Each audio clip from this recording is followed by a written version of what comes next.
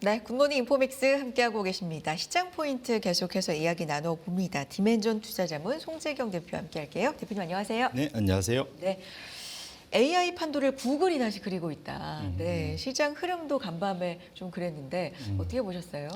말씀 주신 대로 어제 이 시간에 나와서 제가 일단 시장은 약간 바닥을 다지는 신호들이 나오고 네. 있다라는 말씀을 드렸는데 다행스럽게도 어쨌든 이제 기술적이든 뭐든 어쨌든 반등에 미국 시장이 성공을 하면서 우리나라 장도 어제 사실은 변동성이 컸는데 좀 다시 미국 따라서 쫓아 올라갈 수 있는 그런 기회를 만들었다는 건 참 다행스럽다 네. 생각을 해봐야 될 것 같고요. 어제 제가 나와서 제미나이 3.0 얘기하고 네. 그 알파벳 구글 주가가 다른 모든 것을 압도하면서 자기 나 홀로 이제 드디어 거북이지만 토끼를 이기는 네 이제 이런 강세장을 말씀을 드렸는데 확실히 그것이 어제 장에서 결국은 이제 시장이 그러니까 투자자들이 이제 AI 판도를 읽는 그러한 그 시각이 확실히 이전과는 좀 달라졌구나. 그런 것들이 어제의 주가 흐름에서 좀 본격적으로 나타나고 있지 않느냐. 근데 거기서 어떤 건 좀 과한 것도 있고 어떤 거는 적어도 이제 현재 수준에서 적절한 것도 있고 해 보이지만 중요한 건 확실한 거는 소위 두 가지죠. 그러니까 결국은 그 제미나이 3.0 전후에 결국 그 엔비디아의 최고 실적과 맞물려서 시장을 보는 판도가 전과 후가 확연하게 좀 바뀌고 이것 자체가 또 새로운 투자기에 새로운 위험 이것이 동시에 나타나고 있다. 이렇게 정리를 할 수 있을 것 같습니다. 그러니까 AI의 새로운 판도를 읽고 있고 그 중심에는 지금 시장에선 가장 핫하게 이제 구글이 있다라는 맞습니다. 말씀이신데 그렇다면 구글이 갖고 있는 장점은 뭐 시장에선 지금 뭐 TPU 얘기도 나오고 워낙에 검색을 통한 데이터 같은 경우는 뭐 압도적으로 많을 거고요. 뭐 유튜브라든지 뭐 여러 가지 장점은 알겠어요. 그렇다면 이 판도라고 해주셨으니까 기존의 오픈 AI를 중심으로 해서 워낙에 복잡하게 이런 투자 구조라든지 얽혀 있는 거잖아요. 어떤 식으로 이제 변했다, 읽어야 되는가, 뭐 이렇게 봐야 될까요? 일차적으로는 시장이 언제 어떤 식으로 환호했는지를 복기를 해보면 과거를. 예, 불과 멀지도 않습니다. 9월 달이에요. 9월 달에 비상장 오픈 AI가 사실상 뒤에서 소위 그 수염 청정을 한 거죠. 뒤에서 오픈 AI가 어느 날 딱 누가 와서 악수하면서 사진 찍으면서 우리 얼만큼 서로 투자하기로 했어. 네. 이 얘기하면서 상장 회사들이 주가가 다 날아갔습니다. 이제 거기 저기 차트가 열려 있는데 보시면 오라클이 있고 AMD 있고 당연히 엔비디아 있고 그다음에 미디어텍도 있고 중간 코어웨이브 뭐 이런 식으로 지금 엄청나게 지금 쭉 엮여 있고 이 규모가 대략적으로 이제 이것도 그나마 좀 줄여져 있는 건데 한 1.4조 달러를 투자하겠다. 말이 1.4조 달러지 어마어마한 숫자거든요, 사실은. 그러니까 이렇게 투자를 하겠다. 그래서 시장에서는 오픈 AI가 시장을 주도하면서 소위 생태계를 만들고 그와 관련해서 어마어마한 돈이 투자가 되겠구나, AI에. 근데 그것이 결국은 다 보니까 뭐 빚을 내든 말든 어쨌든 투자가 계속 증가하겠구나라는 기대로 발표만 하면은 이제 주가가 날아갔던 그게 불과 9월 달에 얘기했고 10월 이후로부터면 이제 슬금슬금 사실은 이제 유동성 이슈 뭐 이런 거에서 이제 조금씩 좀 빠지기 시작했는데 그 와중에 제가 이제 소위 시장을 확 바꿀 수 있는 게 첫 번째 시장이 기대했던 거는 그래도 엔비디아가 실적 발표하면 싹 다 바뀔 거야. 옛날로 돌아갈 거야. 라고 기대를 했는데 하필이면 그 주에 구글 3.0이 발표되면서 그러면서 엔비디아하고 오픈 AI가 동맹을 맺어서 그렸던 그림이 그 다음에 그대로 유지 안 될 수도 있겠네. 뭔가 좀 바뀔 수 있겠네. 이런 생각을 하게 됐다. 그것이 가장 큰 변화다. 이렇게 보셔도 될 것 같아요. 그러니까 엔비디아를 비롯해서 다른 기술주들도 같이 가긴 했습니다. 근데 워낙에 지금 알파벳, 구글이 뭐 6% 넘는 상승세. 그리고 기존에 최근에 보면은 빠질 때도 굉장히 좀 견고한 모습을 보여줬잖아요. 뭐 이런 부분을 보면 확실히 좀 판도를 다르게 읽는 것 같다. 맞습니다. 이렇게 봐야 될 것 같은데 TPU 얘기가 많이 나오잖아요. 맞습니다. GPU의 의존도를 줄인다. 그렇죠. 이것도 하나의 핵심인가요? 맞습니다. 네. 결국은 이런 거죠. 오픈 AI는 세상에 LLM, 그러니까 소위 그러니까 라지 랭귀지 모델을 베이스로 해서 모든 것을 해결해 줄 수 있는 AGI, 일갈 세상의 탄생 기대를 갖게 한 게 오픈 AI라면 있죠. 그다음에 반면에 그것을 가능하게 한 데이터 센터의 GPU의 대부분은 엔비디아죠. 이 둘이서 사실은 시장을 다 이끌고 가고 있었다 보셔야 될 것 같은데 엔비디아는 그 자신의 GPU 플러스 이것을로 소프트웨어를 만들 수 있는 툴인 쿠다 이걸로 생태계를 자기 자체적으로 구축해서 일종 표준화시킨 거죠.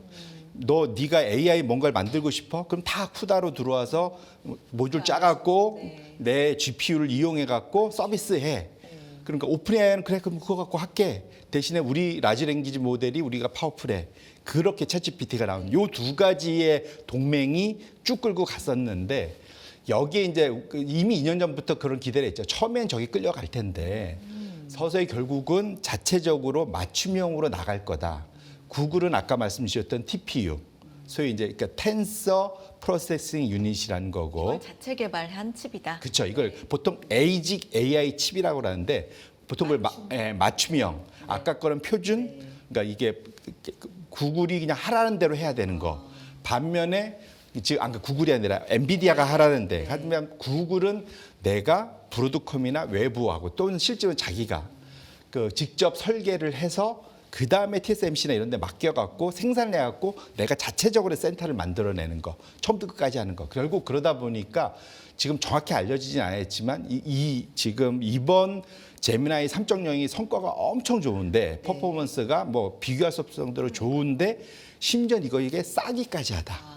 그러니까 효율성까지 나온다. 예, 그러니까 GPU가 엔비디아 GPU로 서비스하는 그 서비스보다 이 지금 자체적인 TPU를 하는 구글의 서비스가 한 5분의 1밖에 안 든다. 그래요? 그런 얘기가 있습니다. 그러니까 확인은 정확히 안 됐지만, 그러니까 그만큼 지금 이 TPU 중심으로 모든 것을 학습시키고 추론하고 서비스하는 것 자체가 엄청나게 비효율적이면, 그러면 과연 엔비디아의 저 높은 소위 매출 총 이익률 그게 지금 73.4%가 나왔잖아요. 이게 70%대가 계속 유지되고 있는데 어마어마하게 저 시총 1등 기업이 남기까지 한다 이런 거죠. 그렇죠. 한마디로 이게 저는 이렇게 표현하는데 흙 파서 장사하는 대동강물 퍼서 이게 파는 듯한 그렇잖아요. 이게 내가 100만 원 팔면은 73만 원이 일단은 내 이득으로 남는다는 건데 재료비 빼고. 거기서 뭐 일부 마케팅비나 들겠습니까? 그러니까 이익이 어마어마하게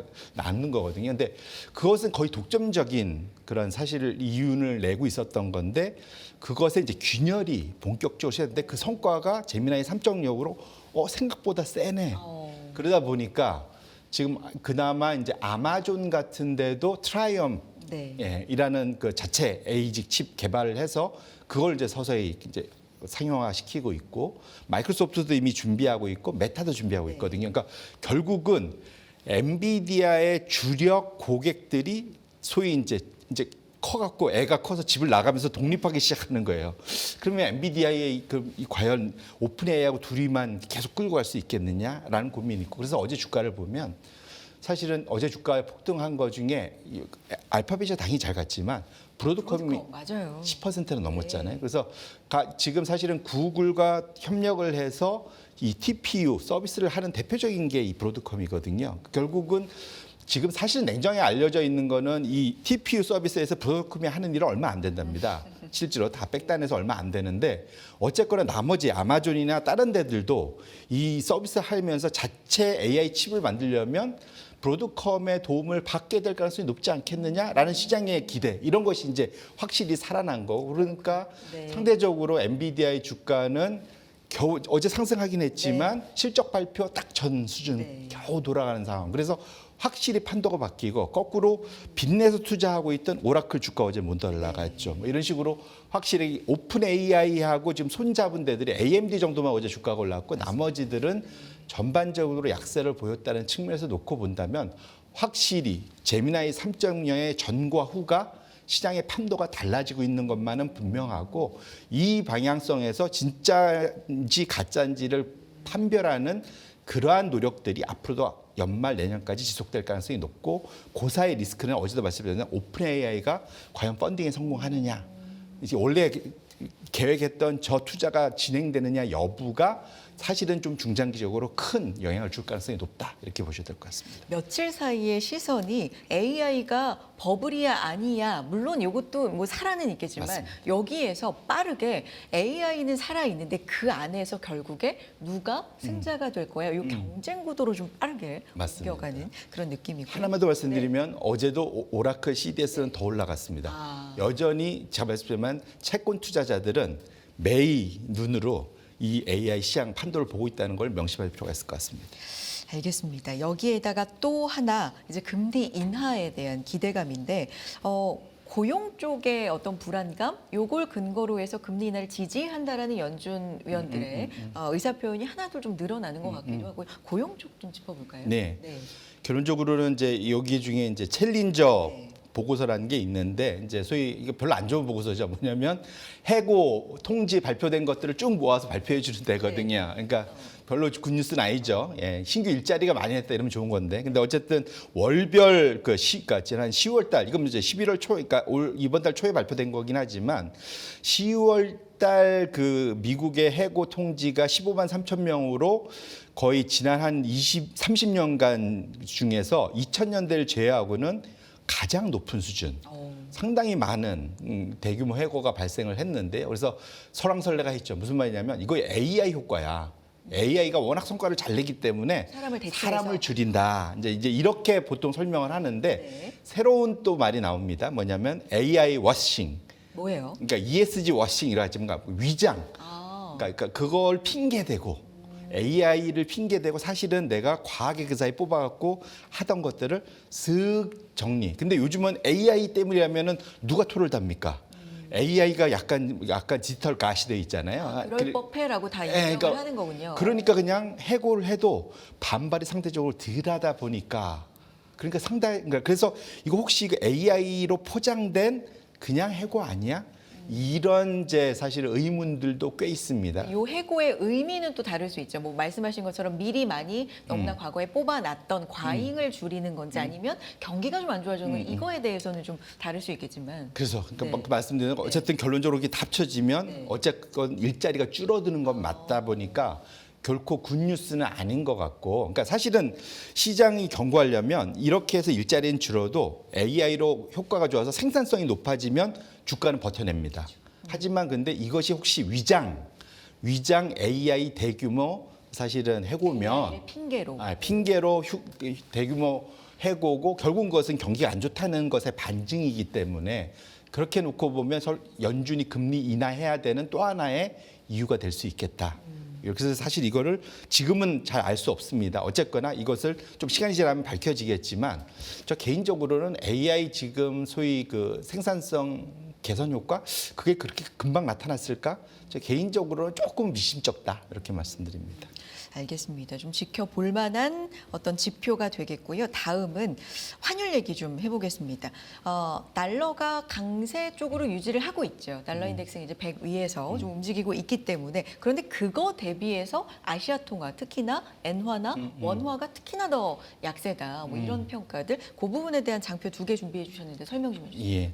결국은 이것이 제가 이제 숨어 있는 리스크를 이제 말씀드리고 싶어서 이제 마지막으로 말씀을 드리는 건데 첫 번째로는 이제 일부는 그래도 달러야 미국 달러야 우리 다시 미국 달러로 돌아가야 되는 거 아니냐 뭐 이제 이런 이제 그 소위 이제 마음을 바꾸시는 뭐 이런 분도 계시는데 결론부터 말씀드리면 미국 달러는 장기 추세에서 놓고 보면은 고평가인 건 확실하다. 고평가. 비싸다 한마디로 이제 왼쪽 편에 있는 보면 이제 달러 그러니까 사실 환율이란 거는 상대적인 거잖아요. 이제 그 나라의 이제 환경, 경제 환경, 금리, 인플레이션 이런 거 다 감안해서 보통 금리가 높은 데가 이제 그 나라의 통화도 강세를 보이는 게 일반적인데 차트를 보시면 장기 차트가 달러 지수의 장기 차트입니다. 파란색이 녹색이 이제 달러 지수고 그 다음에 이제 구매력 평가 그런 아까 인플레이션이나 이런 것들을 감안해서 계산해낸 적정 달러 가치 지수는 지금 이제 그 붉은색 선 보시면은 사실은 기호흡에서는 쭉 조금 내려왔다가 최근에 이제 바닥을 다지는 정도 수준인데 그것을 향해서 이제 달러 지수는 위아래로 크게 움직이죠. 근데 최근 들어서 보시면 그 밴드의 최상단에 지금 위치해 있는 걸 확인하실 수가 있어요. 네. 사실 그걸 엄청 최근 3년간 넘어섰다가 지금 밴드 그 꼭대기쯤에 있거든요. 결론적으로는 제가 말씀드렸지만 14년간의 장기 강달러는 이제 마무리되고 약달러 가는 거 아닌가라는 걱정. 반면에 그 달러 지수를 구성하는 것 중에 유로화는 강세예요. 지금 연초 대비 지금 그러니까 10% 이상 달러 대비 강세인데 제일 약세인 게 일본 엔화입니다. 달러 지수를 구성하는 거죠. 여기 보면은 이거는 1970년, 80년대 이후로 소위 말하는 그 플라자 합의 이후로 가장 저평가된 수준까지 지금 올라가. 위로 가려면 저평가, 내려가면 고평가인데 달러 대비 상당한 저평가가 있고 이것이 결국은 우리나라 원화를 좀 멱살 잡고 끌어올리는 경향이 있기 때문에 결론적으로 두 개를 결합해 보면 달러의 고평가가 계속 지속될 수 있겠느냐? 일본의 저평가가 계속될 수 있겠느냐 이렇게 놓고 보면 달러 약세, 일본 엔화 강세의 가능성을 한번 열어둘 필요는 있겠다 이렇게 말씀드립니다. 여기서 이제 엔화 얘기가 나오면 우리가 작년 8월 생각을 하게 되잖아요. 뭐 엔캐리 트레이드 성산, 네. 돈을 빼서 전반적으로 세계 증시가 출렁이고 뭐 이런 기업들 이런 부분은 어떻게 연결지어서 지금을 좀 생각해 볼 수 있을까요? 예, 그래서 전 지금 연말까지의 이제 그러니까 소위 산타랠리에 찬불을 끼얹을 수 있는 게 하나 있다면, 그러니까 첫 번째로는 가장 큰 게 전 숨어 있는 게 엔캐리 트레이드 청산의 재발 가능성 이제 걱정을 하는데 가장 큰 이유는 이 차트입니다. 전에도 가끔 이런 차트 보여드렸었는데 양국 간의 그 기본적으로 환율의 방향은 금리 차로 결정된다. 고금리인 나라가 통화도 강세로 가는 게 맞다. 그래서 지금 보시면 붉은색이 엔달러 환율인데 역축입니다. 내려가면 엔화 약세, 올라가면 엔화 강세입니다. 반면에 지금 보시면은 일본, 미국 금리 차니까 지금 위로 올라가면 금리 차가 축소되는 거고 검정색, 내려오면은 확대되는 건데 최근 들어서 확실히 축소가 되고 있죠. 네. 일본 금리가 연일을 신고가거든요. 올라가고 있거든요. 근데 반면에 이러면 대충 엔화가 강세로 가야 되는데 붉은색 선 지금 약세가 너무 심해졌어요. 네. 그 최근 2달 사이에 다카이치 총재되고 총리되는 한 달 반, 2달 사이에 10엔 정도가 더 올라 버렸어요. 그래서 심하게 얘기해서 다카이치를 보고 다카이치는 아베를 지금 추종하기 때문에 풀 거고. 예, 돈 풀고 뭐 이러다 보면 당연히 엔화 약세 갈 거야. 거의 배팅이 좀 과해지고 있다. 네. 근데 과거에 이런 식으로 소위 통화 시장이 금리 차를 인정하지 않고 소위 약세 배팅하다가 큰 코 다친 게 작년 여름이었습니다. 지금 보시면 제가 박싱 해놨잖아요. 그때도 서로 벌어졌다가 깜짝 놀라서 금리가 막 올라가다 보니까 금리 차가 확 좁혀지다 보니까 엔화가 강세로 급변동하면서 엔캐리 투자하던 돈 빌렸던 것들이 언와인딩 한다고 하죠. 청산되면서 급격하게 시장에 변동성을 줬던 것을 다들 기억하고 계십니다. 지금 그때보다 더 벌어져 있어요. 그런데 일본의 물가 수준이나 미국의 압력 이런 것들을 감안하면 엔화 약세가 지속되기가 만만치 않은 상황이다. 이렇게 놓고 보면 연말로 갈수록 엔화의 그 변곡점이 어디쯤일 거냐. 12월 달 BOJ의 마지막 통화회의. 네. 그 전후가 상당히 이제 뭐랄까 우리가 긴장을 바짝 해야 될 타이밍이기 때문에 엔캐리 청산 리스크에 대해서 우리 투자자분들도 큰 눈을 뜨고 좀 쳐다보실 필요가 있겠다 말씀드립니다. 알겠습니다. 여기까지 듣도록 하겠습니다. 금융시장 주시해야 될 포인트 말씀해 주셨고요. 디멘전 투자자문 송재경 대표 함께했습니다. 고맙습니다. 고맙습니다. 금융투자로 돈 벌기 쉽지 않으시죠? 그런데 불가능한 것도 아니죠. 글로벌 IB 트레이더의 눈으로 본 더 넓은 금융의 세계, 그들의 투자의 기술 정말 궁금하지 않으십니까? 여러분들을 응원합니다.